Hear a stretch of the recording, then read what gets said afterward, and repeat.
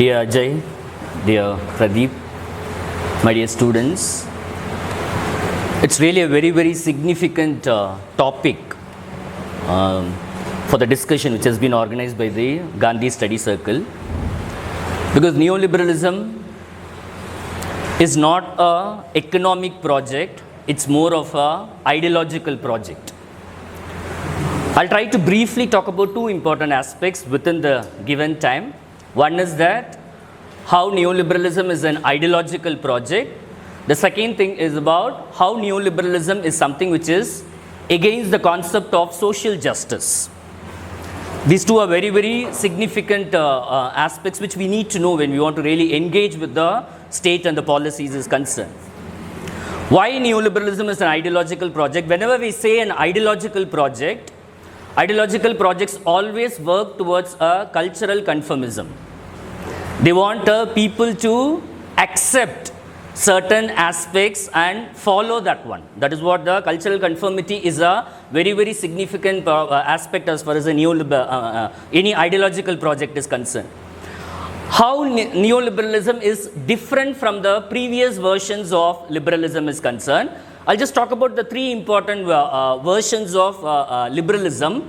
The first one is the classical liberalism, which we saw during the Enlightenment period. The classical liberalism insists more on the aspects of rationalism. The whole idea of a Renaissance ideology, you might have studied about the Renaissance ideology of humanism, which insists on rationalism, which is against the feudal ideology of fatalism, where rationalism is about the questioning certain things and trying to understand the world in a dialectical manner. That is a major aspect as far as the rationalism is concerned. But the classical liberalism insisted on non-interference of the state.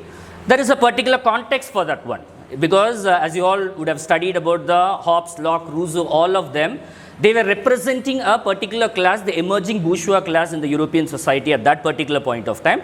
They were representing the revolutionary class, no doubt about that one. Compared to feudalism, the emerging bourgeois class is a revolutionary class, no doubt about that one. They are representing them and they want a complete freedom, because the capitalist political economy needs a complete freedom for making a profit. The previous kind of a political system, whether it's monarchy or any other political system, is something which is against this particular freedom is concerned. That is why they said that the state should not interfere at all. They believed in individual freedom. What is the reason for believing in individual freedom? Because only in a free environment, human beings will be able to realize their potentialities. Whether it's an intellectual potentiality or emotional potentiality or spiritual potential, whatever potentiality, you can realize that only in a free environment. So they insisted on a human freedom also. They also believe that the markets are infallible. The markets are not going to fail at all. When they say that the state should not interfere, it means that the markets are inherently good. They're not going to fail. That is a kind of a belief they had, but the frequent failure of the market has slowly weakened that belief. For example, in 1870s, there was a big economic crisis. Between 1870 and 1900, the whole Africa was colonized, except Liberia and Ethiopia. The whole Africa was colonized because the colonialism was something which was through the state political power, which is going to help the capitalism to revive itself. So at every point of time, even till recently, 2008 economic crisis, whatever economic crisis you're going to look at, everywhere the state is going to be playing an intervening role. So during the time also, in the classical liberal period also, the state played an interventionist role. As a consequence of that, the capitalism was able to survive to a larger extent. But after the World War II, you know about the kind of the new political economic order that emerged based on the Keynesian compromise. That is where they insisted that the state should also intervene. The Keynesian compromise is not something which emerged in 20th century. Even in the 19th century, philosophers also, you can look at that one, wherever they said that the industrial revolution and the consequent development of the capitalism has created a huge inequality among the people. The social evils have increased a lot. When the social evils have increased a lot, various philosophers said that the state should play an intervention role, where they should also try to bring about certain law and order. They should also try to play certain affirmative role if you're not going to do that one, it is going to lead towards more discontent and revolt against the state itself. That is why they already started discussing about the interventionist role of the state, but that became a reality completely only after the World War II, where you will find the based on the welfare liberalism, the welfare state emerged all over the world. In the Western countries, you know that how the welfare state played a very significant role in trying to address many of the social crises. As far as the Indian context is concerned, the welfare state also emerged in India, but not very similar to what you have in the Western countries, because in India, at the time of independence, we did not have a class of a bourgeois. The capitalist class, we have individual capitalists, we did not have a capitalist class at all. This is similar to what you find in most of the decolonized nation, wherever, because one of the important agenda of colonialism is to not allow the formation of the capitalist class. That is how they try to exploit and extract everything over there. That is the reason the state has to intervene over there, and finally, the state played a important interventionist role in the form of a welfare liberalism.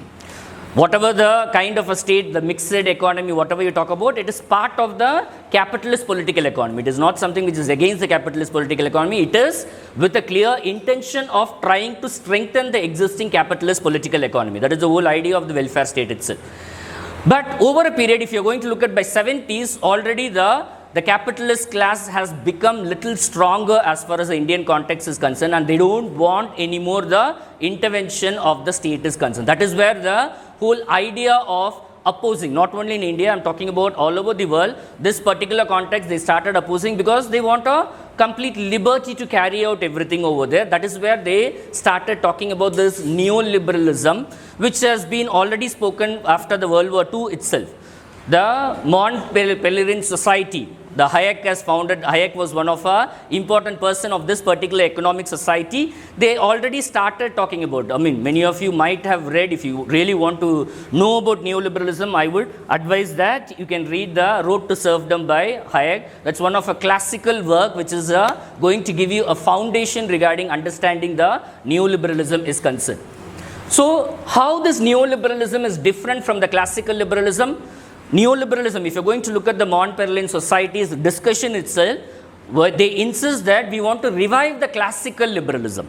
They don't want the kind of a welfare liberalism at all. They want to revive no welfare idea at all. They were against the Keynesianism, and also they were against the socialism. So they want to revive the classical liberalism, where they insisted that the main difference between the classical liberalism and the neoliberalism is that the classical liberalism talked about non-intervention of the state, but the neoliberalism also talks about the non-intervention of the state, but the classical liberalism insists on the passiveness of the state, where the state is not going to intervene. The state is going to be silent. But in the neoliberalism, the state is going to play an active role in creating market wherever there is no market. So, more than that, as an ideological project, neoliberalism insists that, because neoliberalism believes in the market value, neoliberalism insists that this market values has to be imbibed in our personal life also. It is not just something which is confined to the market. The market principles, whether profit or loss, you have to take a responsibility for that one. You should not depend upon anyone at all. It's all about your self. You have to depend on only yourself. That is a major concept over there. If you're going to look at all the policies after that, many of them insist that one. One of the important thing, Muhammad Yunus, who got a Nobel Peace Prize. So what is the concept? The microcredit. What is the whole idea of a microcredit system? You're poor, you have to come out of the poverty. The state will not do anything.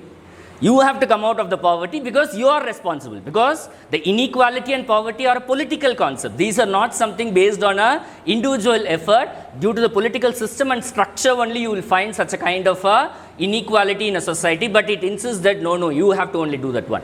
So, another role as far as the state in the neoliberalism, this is very relevant to what I'm going to talk about the next topic about the social justice. The state has to create market wherever there is no market at all.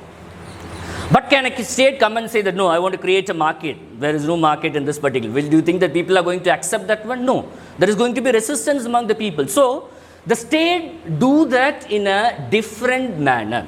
An example I'll give you. From 1950 till 1990, if you're going to look at the amount of GDP we have allocated to education, we started from 0.58% in 1950s. Even though the priority of the government at that time was not education, we had agriculture, industrialization, everything was priority anyway. So we started with 0.5%, but we progressed and we were able to reach around 3% by 1990.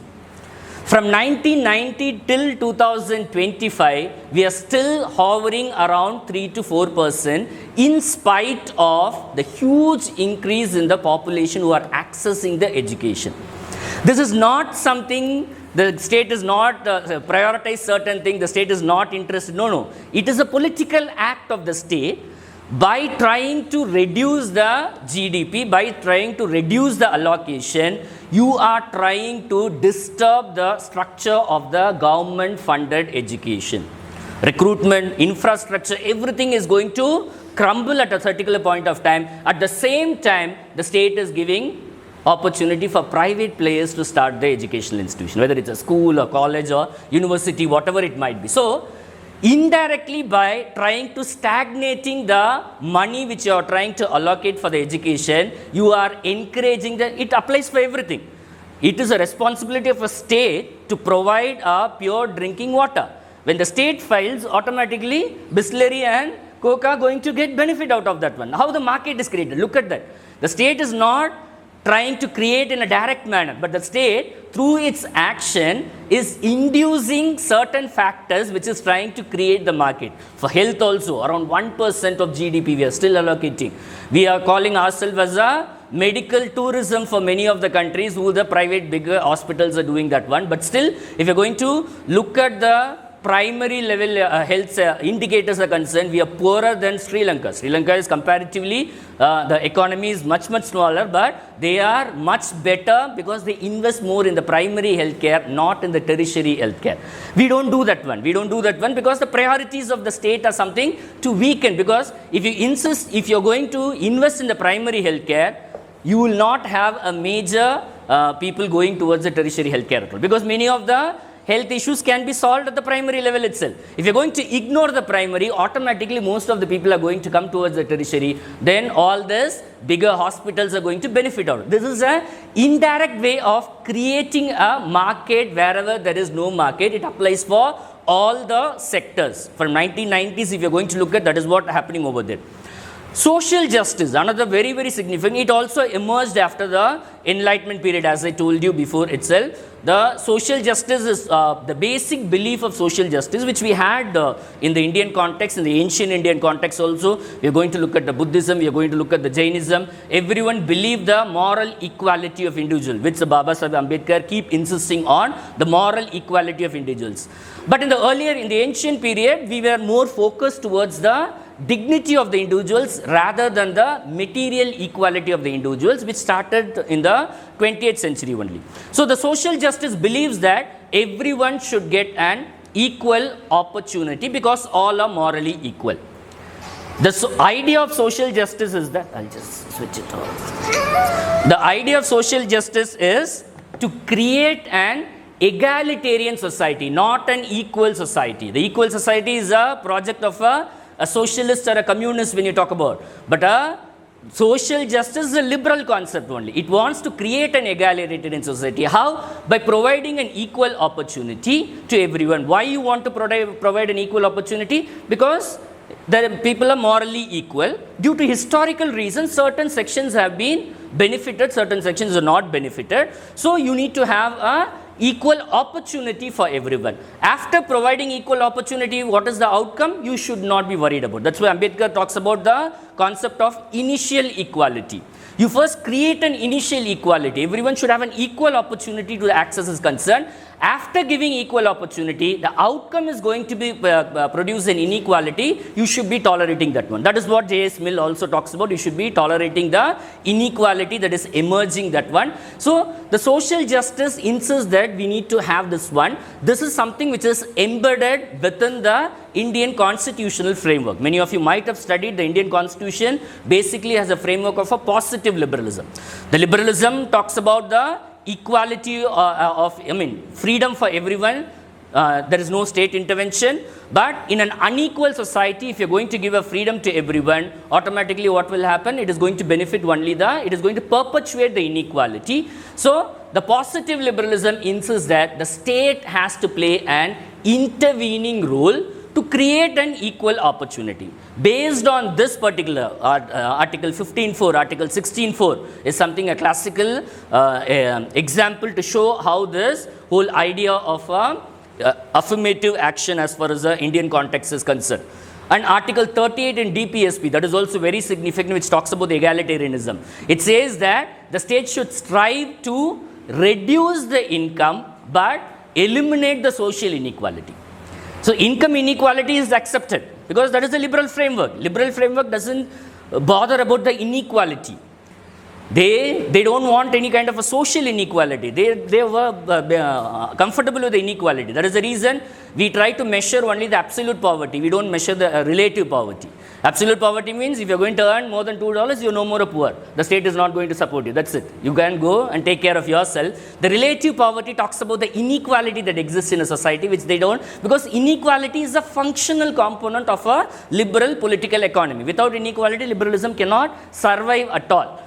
So, in this way only, the affirmative actions in the Indian Constitution reflects the egalitarian liberalism, which later John Rawls and others speak about the egalitarian liberalism. That is something which you can find easily in the Indian Constitution.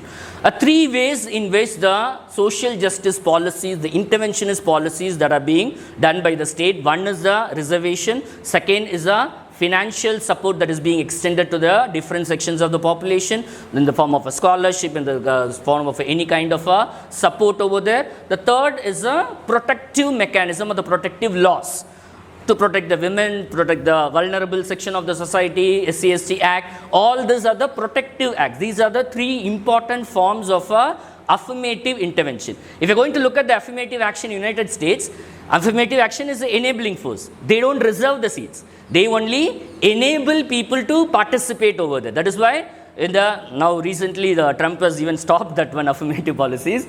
But earlier it was that they will make sure that a fair representation, that is what the objective of their policy is, a fair representation of the people in a particular institution. They don't reserve at all. But in India, along with the affirmative, we also insist on reservation. What is the reason is that because the caste and gender based biasness is something structurally embedded in our society.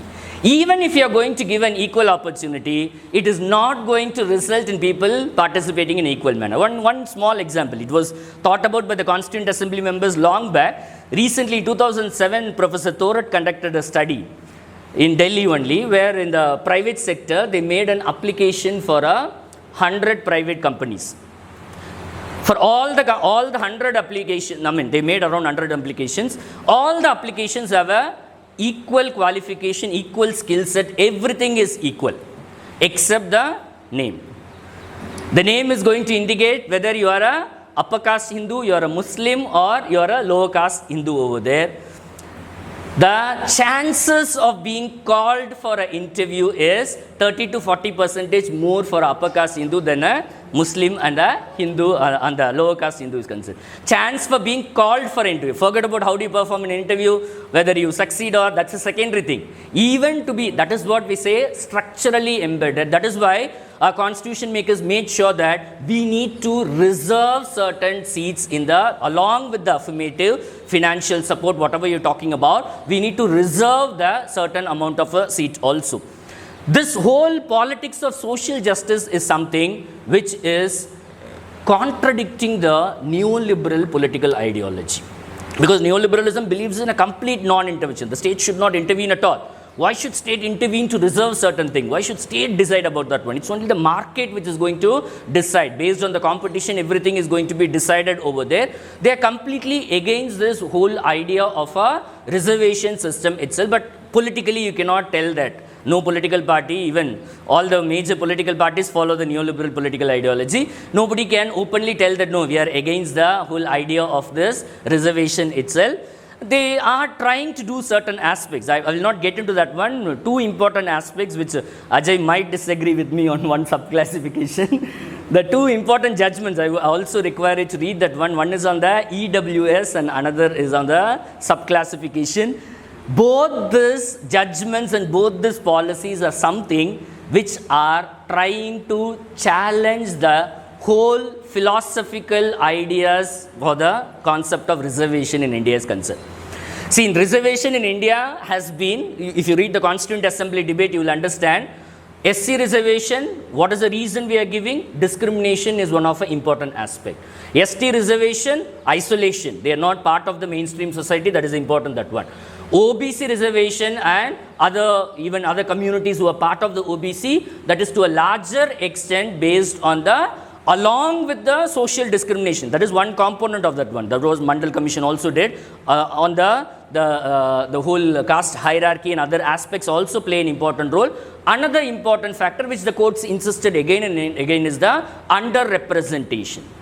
These are the three ways in which we can, that is why in Mandal Commission itself the subclassification for OBC have already come. But for the SC it did not come, and finally it has been suggested by the state and implemented also as of now, because the whole idea of the SC reservation is a discrimination. You are trying to make the SCs as a discriminator for another SC. That's not the reality as we saw, because the SCs are not in a dominant position to recruit people or deny the people as far as the employment is concerned. So these two projects of the neoliberalism are something which wants to, and EWS. EWS is something which is a very shocking kind of a reservation, because if you are going to look at all other reservation, whether SC, ST, whether OBC, everything, it is based on certain kind of data which is there with the state to support, and empirical evidences play a very, very significant role over there.